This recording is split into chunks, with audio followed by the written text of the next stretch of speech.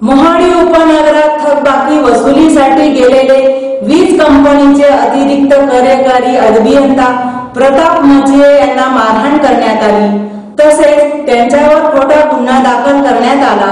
हा गुन्हा मागे घेण्यात यावा, अभियंता मचिये यांना मारहाण करणाऱ्यांवर कारवाई करावी या मागणीसाठी वीज कर्मचारी व अधिकारी कृती समितीतर्फे शुक्रवारी जिल्हाधिकारी कार्यालयावर मूक मोर्चा काढण्यात आला। वीज कंपनीच्या साक्री रोडवरील कार्यालयापासून मोर्चाला प्रारंभ झाला।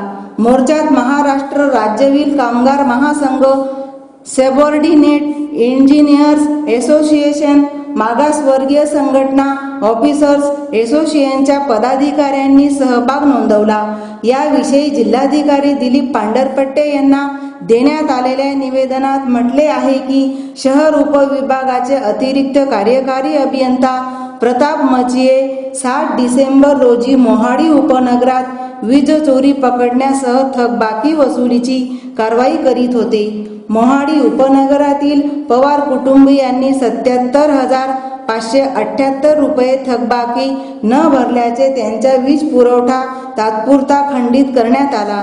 त्याचा राग आल्याने राजेश पवार, प्रवीण पवार यांनी प्रताप मचिये यांना मारहाण केली।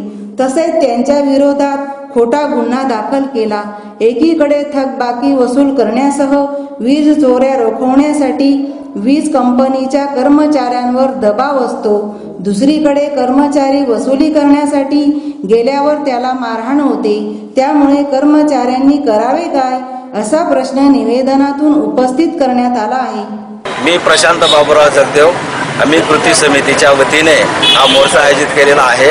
हा मोर्चा धुळे अर्बन शहर इथून निघेल तर जिल्हाधिकारी कार्यालयात संपेल। या आमच्या विद्युत वितरण कंपनीच्या मचिये साहेब म्हणून ॲडिशनल कार्यकारी अभियंता आहेत, ते त्यांच्या पथकासह मोहाडी या गावात वसुलीसाठी गेले असताना गुंड प्रवृत्तीच्या लोकांनी वसुलीसाठी अडथळा निर्माण केला आणि त्या ठिकाणी त्यांना मारहाण केली। एक अशोभनीय कार्य या कृत्य या ठिकाणी झालेलं आहे।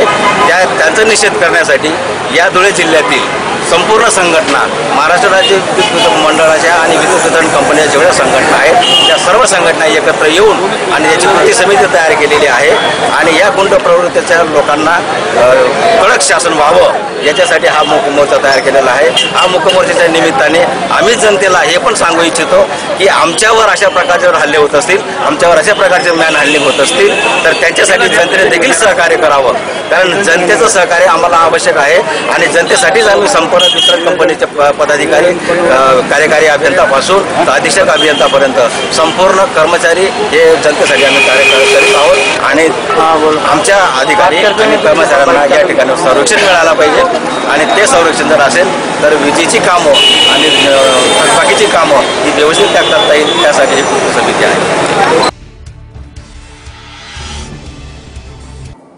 प्राथमिक शिक्षकांना निवडणूक आयोगाने दिलेले BLOचे कामातून मुक्तता करावी असे आदेश न्यायालयाचे असताना देखील नोटिसा बजावून त्रास देण्याचा मानसिक छळ सुरू आहे।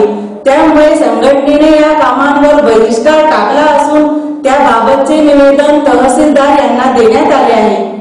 प्रशासनाला दिलेल्या निवेदनात म्हटले आहे की शैक्षणिक कायदा 2009च्या नुसार व न्यायालयाच्या आदेशानुसार शिक्षकांना BLOच्या कामातून मुक्त केले असताना तरी सुद्धा प्राथमिक शिक्षकांना शासनाने नोटिसा देऊन मानसिक त्रास देण्याचे सुरू केले आहे। यामुळे शिक्षकांमध्ये प्रचंड संताप व्यक्त होत असून मानसिक खच्चीकरणाचा प्रयत्न शासनाकडून सुरू आहे। तसेच या कामावर प्राथमिक शिक्षक समन्वय समितीने बहिष्कार टाकला असून शिक्षकांना नोटिसा देण्याचा प्रकार त्वरित बंद करण्यात यावा, अन्यथा तीव्र स्वरूपाचे आंदोलन छेडण्यात येईल, असा इशारा जिल्हा प्राथमिक शिक्षक समन्वय समितीने निवेदनातून दिला आहे। यावेळी समितीचे जिल्हाध्यक्ष राजेंद्र पाटील, बापू पारदी, प्रवीण ओतारी उपस्थित होते।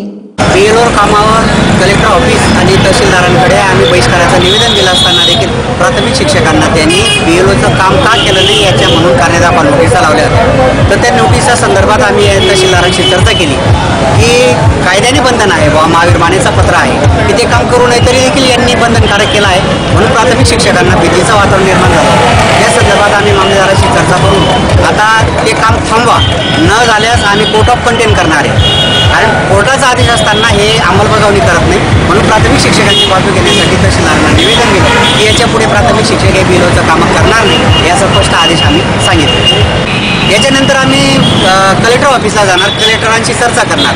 कलेक्टरांनी जर ते केलंच नाही मग कोर्ट ऑफ कंटेन आम्ही न्यायालयात जाणार.